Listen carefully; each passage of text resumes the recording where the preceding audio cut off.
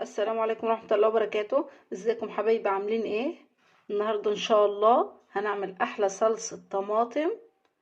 دولت 5 كيلو طماطم طيبة، شلنا القعم بتاعها من فوق.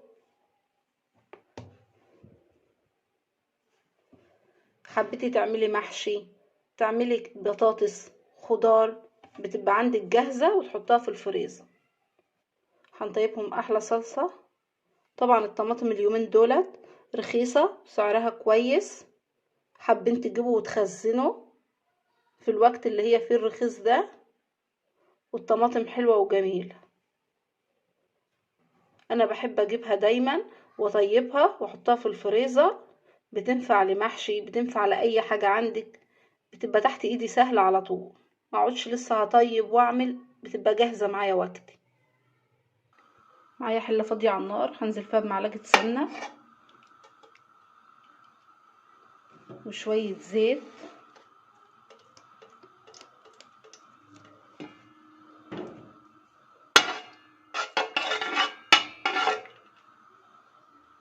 دول 3 بصلات قطعتهم صغير.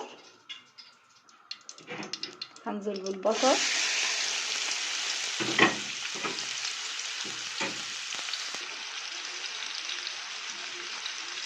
فلفل وملح عشان البصلة تفضل معانا على طول.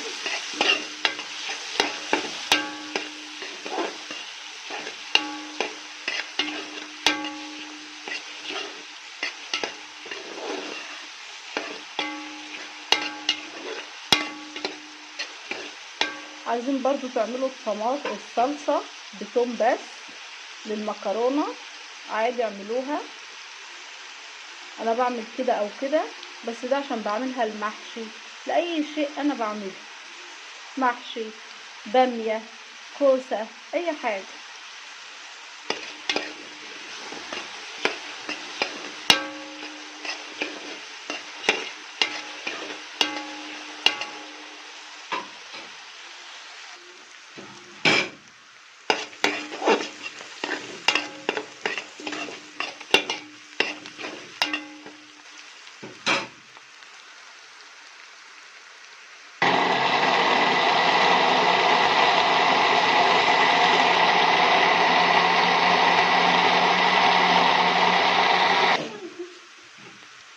هنزل بفصين توم،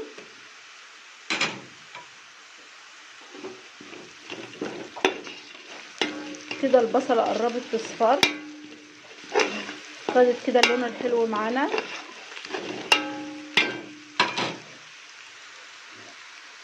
حبة وهنزل على بعصير الطماطم.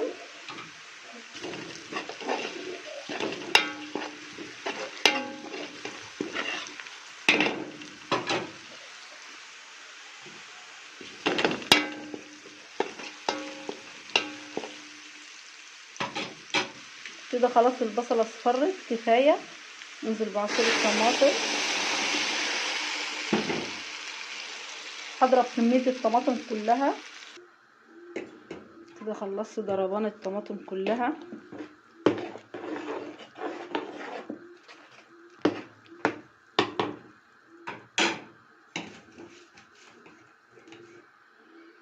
هنزل بمعلقتين ملح،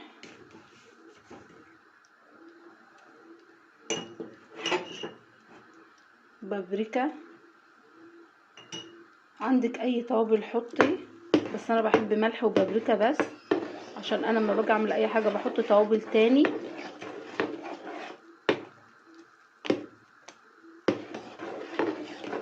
عايزه تحط فلفل حطي، عايزه تحط كزبره، كمون، الموجود عندك حطيه.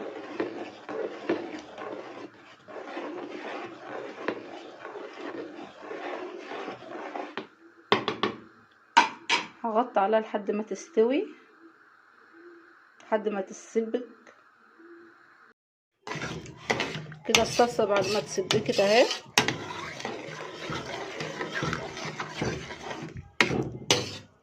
طفيت عليها، هسيبها لحد ما تبرد عشان نعبوها واوريكم شكلها. ادي الصلصه الجميله بعد ما استوت. الله على الحمار بتاعها وجماله. الصلصة ريحتها جميلة. لو الوصفة بتاعتي عجبتكم ما تنسونيش في لايك وشير وتفعلوا الجرس، واللي مش مشترك عندي ينزل يشترك عشان يوصلكم كل جديد دايما.